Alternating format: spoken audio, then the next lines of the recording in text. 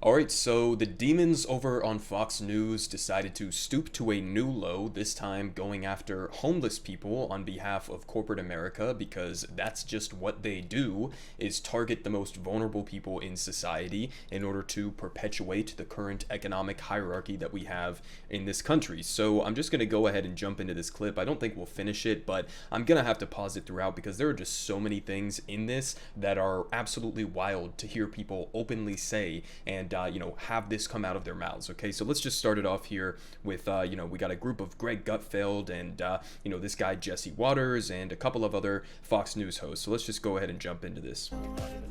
It's never been easier to be a homeless person in Democrat-run cities. Why bother getting a job and cleaning yourself up when you can enjoy free meals and get high all day?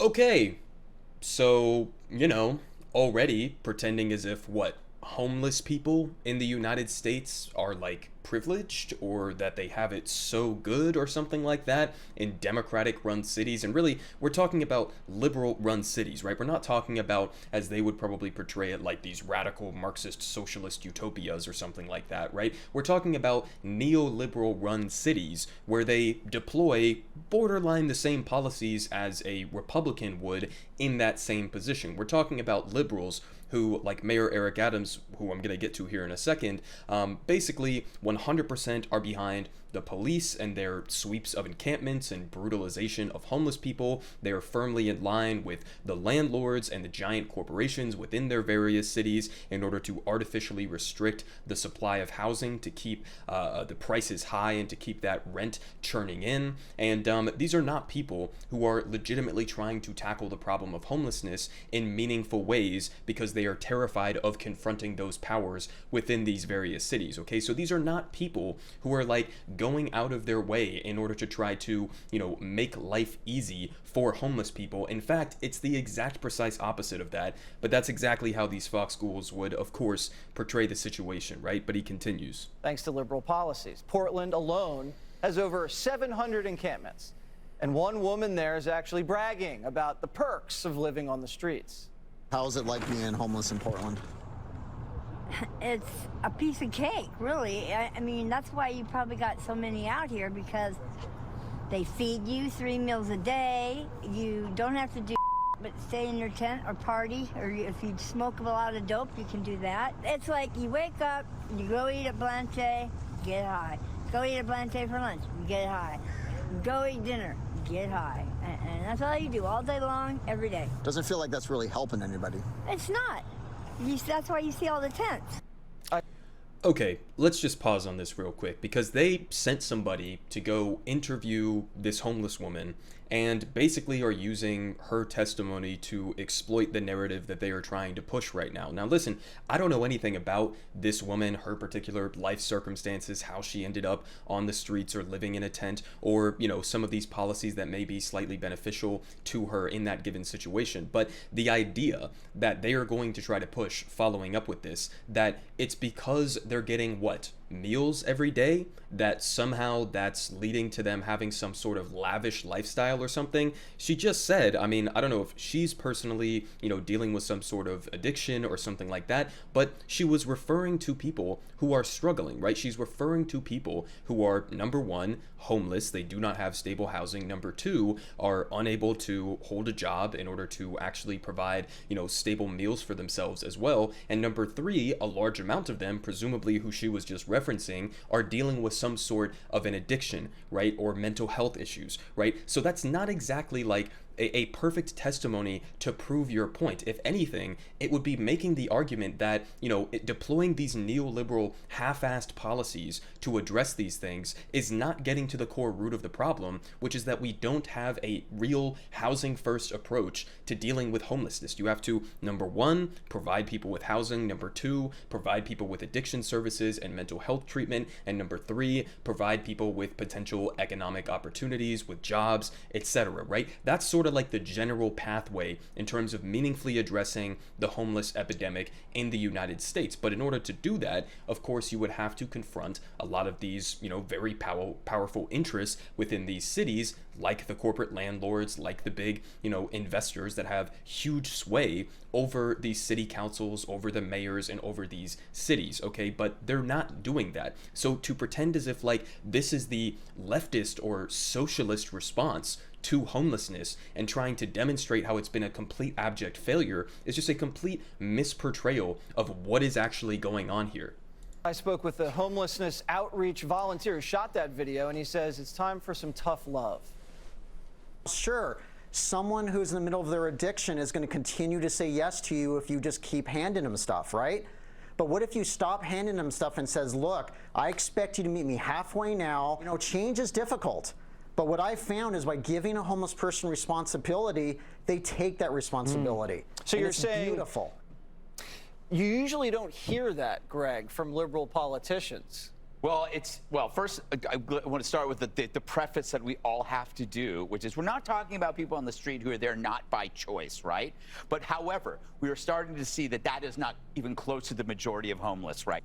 Okay, pause on that point real quick, Greg. Okay, he's trying to imply here that basically close to or more than a majority of people who are homeless in the United States, okay, simply want to be out there because it's just so fucking great for them, okay? That's what he's implying there. He just said it is not a majority that don't want to be out on the streets, right? I mean, that's literally what he's saying here. And just again, to give you guys just a little bit of a, statistical comparison here, or a statistical, a piece of data here in order to show you how completely misguided and inaccurate their analysis of, how many people are out there by choice, how many people just don't want to have a job and they're just living the high life and doing drugs all day or something like that. Here from the University of Chicago. They say new findings could offer better data for policymakers seeking to fix the social safety net. More than half of people residing in homeless shelters in the United States had formal earnings in the same year that they were homeless, according to a new study. In other words, they had some sort of a job, and that deepens understanding of housing insecurity in the U.S. Among unhoused individuals who were not in shelters, about 40%, so still close to half, had earnings from formal employment. The findings contrast with the common perceptions and stereotypes about people who are homeless, suggesting that even consistent work isn't enough to help Americans facing skyrocketing housing costs. Okay, so they're sitting here pretending as if none of these people have ever attempted to get a job, or that there's no barriers to them, going out and getting some sort of employment, which is, by the way, kind of difficult when you don't have a fucking house. But I mean, again, the lesson there from that University of Chicago article is just to say, even if you do have a job, even if you do have some sort of employment, even if you're going out of your way and trying your best, you can still end up being homeless simply because of things like, medical bills or student debt or rising rent costs, which are completely absurd here in the United States. I mean, I've shown you guys the data on this before.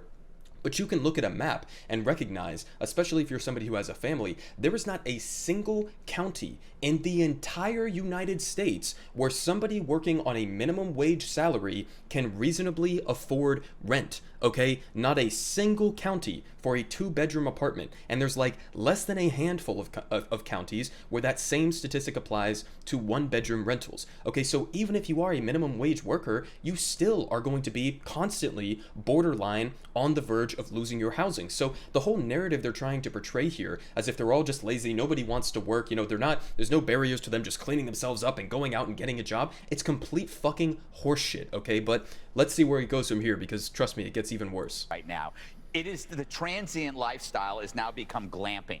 Yep. It's like you can go, you can get a tent, you can live there, and this is what happens. And I think what's happening is even the outreach, the volunteers, the people that work with the homeless are saying, man, this is just a scheme. This is now, people are just doing it because they can live above and beyond civil society, which I get. I understand what she's talking about. No boss, no bills, no mortgages, free meds, free meals. But there's got to be some reciprocity to society. Don't make our lives hell. You can have your commune in the desert. Hell, I'll help pay for that. But you can't be on the street defecating. You can't, scare the crap out of our kids, right? You can't make our lives a living hell. We get it. We understand that that you don't want to live by our rules. But then you... It's not the homeless people whose lives are living hells, okay? It's Greg Gutfeld, whose life is a living hell because there are fellow human beings who are forced out onto the streets. Okay, that's how he's portraying this situation. I couldn't imagine a more out-of-touch elitist take, but that's exactly what you could expect from somebody like him on a network like Fox News. You don't get to live with us, right? Okay, so that's it. I mean, that's his conclusion right there. You don't get to live with us, right? So let's see, where does he want them to go, right? What does he want to do with them? What's his actual policy proposal here? Let's see if he has anything. It's like it's like the parents cutting off the drug addict and kicking them out of the house no matter how much they love them. Cities have to do this. They're homeless by choice. They are not your children. They are not your responsibility. We are paying for that responsibility, and it's their lifestyle. We are supporting a lifestyle. It's time to stop. I will pay to create that lifestyle. All right, I'm just going to cut it off there. But listen, I mean, what he's saying there at the end, where he's talking about how this is a lifestyle and how we're paying for this, right? Yeah, we are paying for this. In fact, we are paying more to deploy conservative and neoliberal policies towards handling homelessness than we would be paying if we simply deployed similar housing first policies that other countries around the world, like Finland, which I've talked about on this channel before, have deployed. It's actually cheaper to do a housing first approach and provide them with the services that they need or require. That is cheaper than dealing with it in the way that these conservative idiots are proposing. Okay, so just to give you a couple different perspectives here on how this, over policing approach that they're talking about here has been a complete abject failure, top to bottom. I got a great breakdown here from Housing Matters on exactly what has been going on, and then I'm going to give you more specifics on Eric Adams in New York, who has been an unmitigated disaster as the mayor, and then I'm going to show you what some of this police violence towards the homeless actually looks like in specific instances. But I mean, again, the general thing that he was just proposing there is what exactly, right? He says we need to treat these homeless people as similar to somebody who's in a family and they are addicted to some drug and you just need to kick them out of the house or something, which in and of itself is kind of like a bizarre analysis to have, because obviously some families have been put in like really difficult situations surrounding addiction and all of that. Sure, yeah, 100%, and sometimes that might be the only thing that you can do is kicking somebody out of your house if they're a danger to the rest of the family or something like that. But that as an analogy for tackling homelessness, it's like, what is your actual proposal? You want to kick them off the streets and put them where? Just like out in a field, in jails, in prison cells? Where do you want to put them? In camps or something? Like, what is your actual proposal here? They don't have one. Their only proposal is to use the police as a brute force weapon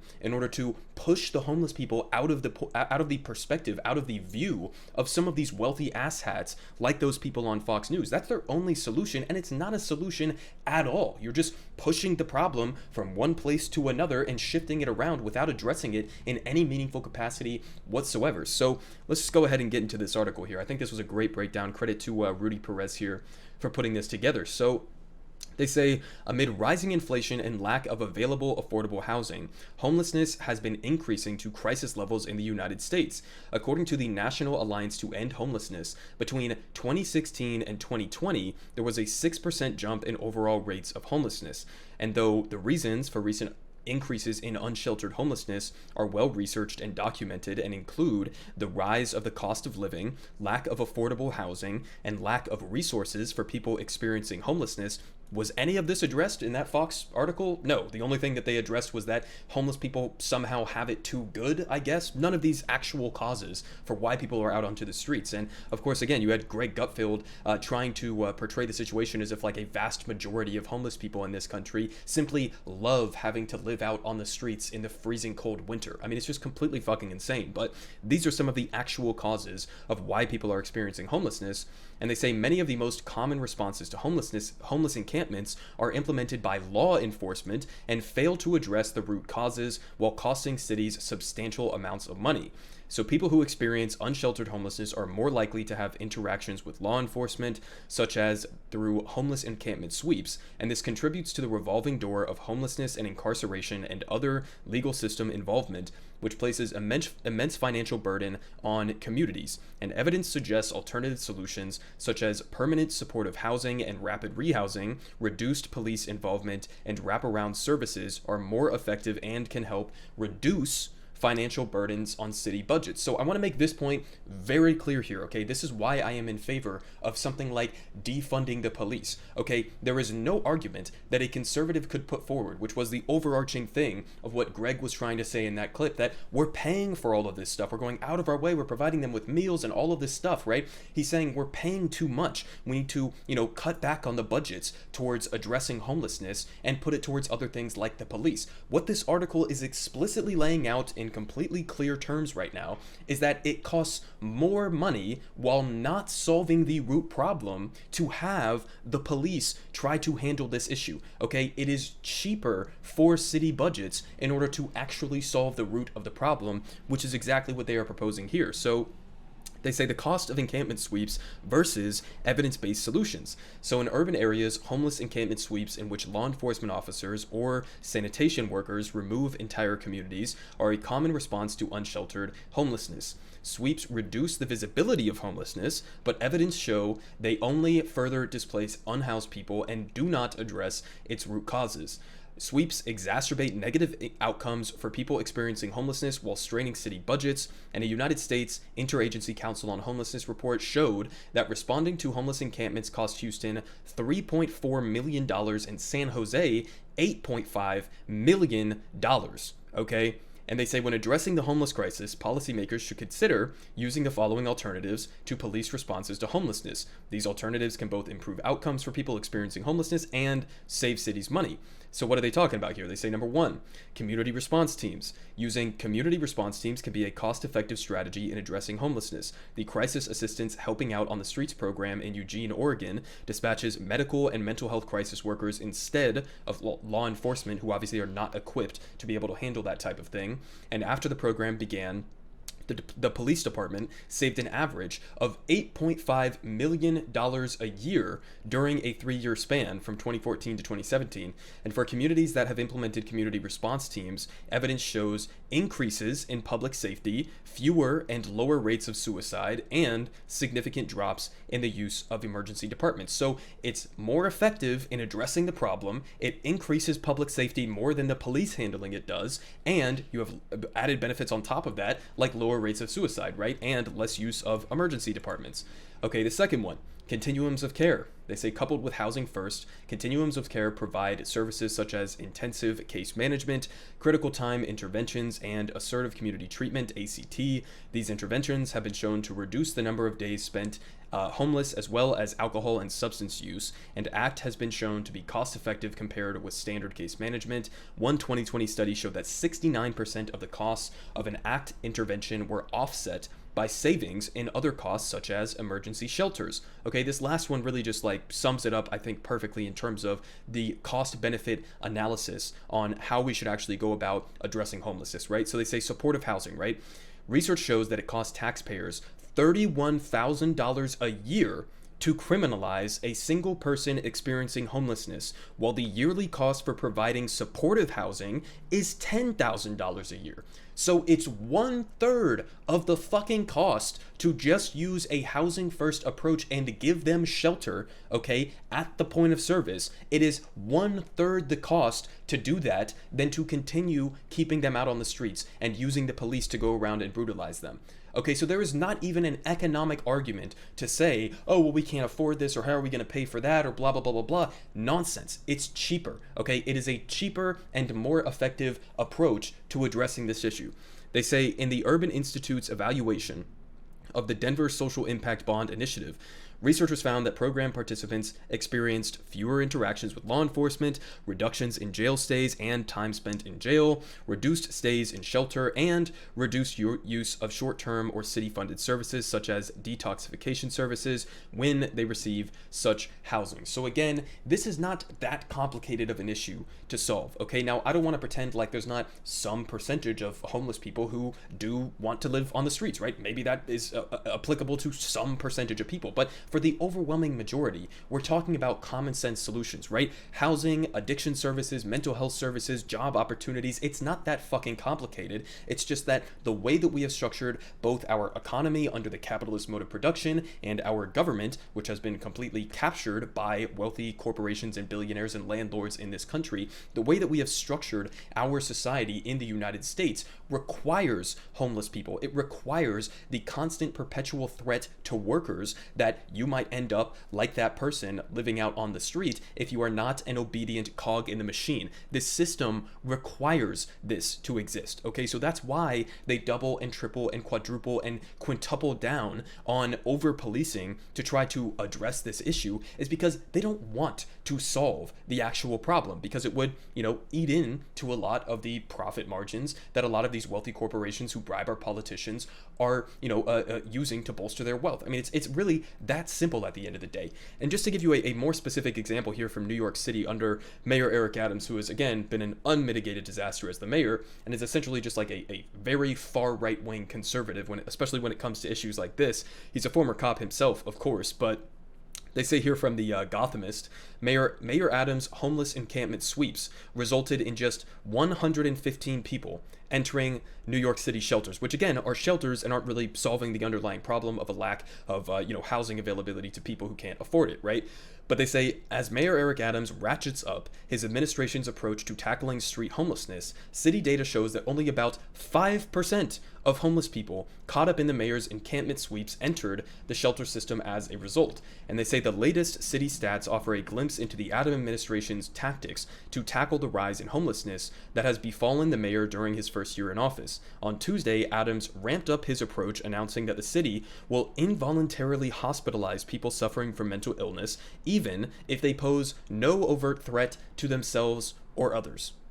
I mean, what do you even say about that? They say the business community is, of course, lauding Adams' approach. Okay, remember what I just said about how capitalism requires homelessness in order to exist and function with that threat to workers, right? The business community is lauding Adams' approach as the city gradually returns from pandemic lows in unemployment and tourism, but the homeless advocates have blasted the mayor's encampment sweeps since they began in the spring, saying that they only chase people from one location to another and don't address the underlying problems that cause homelessness, and they are 100% correct about that.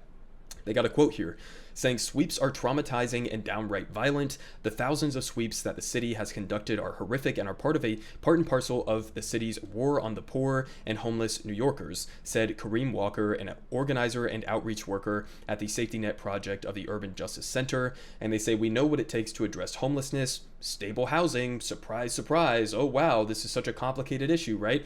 And he says, "We know that we have enough empty housing stock for all the homeless in New York, and the fact that the city knows this and continues to conduct these sweeps is deplorable and little more than political theater." And that is exactly what it does. And guess what? As he pointed out there, the violence that surrounds this political theater is very clear to see, right? So I got a post here that was put out by Rosa Goldenstone, who basically shows this police officer treating this homeless man who was, sitting on the train and essentially just decides to beat the shit out of him for who knows what reason. I guess this guy just loves violence. But, trigger warning, we're going to watch this video real quick. Don't touch me. Let's go. Get off of me. Come on, just step up. Get off of me.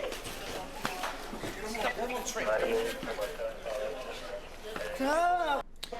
Okay, so dude is sitting on a train. You can see it's like almost empty. I mean, it has a couple of people on it, and he had a couple tote bags next to him. And the cops essentially wanted to kick him off the train and arrest him because he was taking up too many seats, even though, again, there were barely any other people on this train car in question. And he says to get off me, and then the cop proceeds with absolutely no justification whatsoever, instigating the violence, decides to punch this guy in the face a bunch of times. I mean, this is how the police go about addressing homelessness. homelessness, right? And there was an update here, as pointed out here by Reuven. He says the city has quietly agreed to pay the homeless man $135,000 after cops dragged him off the nearly empty train because he was allegedly taking up 2 seats. Okay, so I mean, listen, again, not only are you paying for the cops and their salaries and all of this to go around and brutalize homeless people, but then you're also having to pay, you know, over $100,000 to compensate this person for the brutality that he just experienced. Obviously, I think he deserves this payout, but I mean, this is how much it's costing, right? $10,000 a year, according to that article, estimated in order to provide people with stable housing. $10,000 per person. You could have just done that, but instead, you know, you're paying however many thousand, 50,000, 60,000 for this fucking cop's salary to go around beating the shit out of homeless people, and then over $100,000 to pay out the settlement for his violence. I mean, again, this is not a coherent strategy, to say the least, right? And again, of course, the media complicity that goes into this issue as well, as pointed out here by Rosa. She says, recall that before this story came out, it was the man who was punched who got charged with felony assault on the police officer who we just saw beat the shit out of him. Okay, so I mean, again, listen, the point that I'm trying to make in this video is that conservatives and liberals in many of these blue cities around the country, right, that conservatives want to pretend are like these socialist, you know, Marxist leaders or something like that. These people serve corporate America, okay? They serve the business class. They serve the landlords. That's what they do, okay? We have a completely corrupted and rotten political system that doesn't serve, you know, even average Americans, let alone the most vulnerable people within society, okay? That's who these politicians are. That's what these city governments are, all right? And so this is a problem that is fundamental to a capitalist mode of production. And not only a fundamental problem with the capitalist mode of production, but a fundamental problem with how we have structured our housing system in the United States. This should be something that is considered a fundamental human right, okay? Not a commodity, not an investment vehicle, okay? You should provide this because that's the right thing to do, number one, morally and ethically, but number two, because it's actually cheaper, okay, than continuing on the pathway that we are on right now. Everyone is saying good Politic guy has the best Politic. Believe me, no one does it like him.